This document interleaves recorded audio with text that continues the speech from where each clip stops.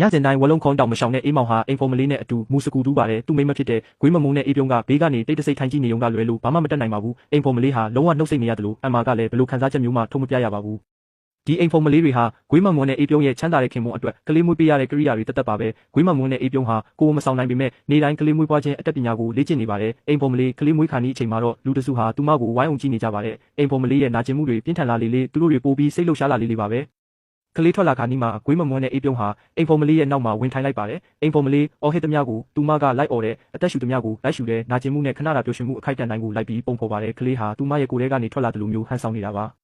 ကလေးမွေးပြီးတာနဲ့အေးပြုံးကချက်ချင်းပဲထွက်သွားပြီးသူမရဲ့နူးညံ့အေးဆက်တဲ့ကတင်ထက်မှာကိုပိုင်ကလေးအဖြစ်ကိုယ်ပိုက်ထားပါတယ်တကယ်မိခင်ဖြစ်တဲ့အိမ်ဖော်မလေးကတော့ဘေးဖယ်ခံလိုက်ရပြီးသူမရဲ့ရင်သွေးကိုသူတပားယူသွားတာကိုအဝေးကနေငေးကြည့်နေုံပဲရှိပါတော့တယ်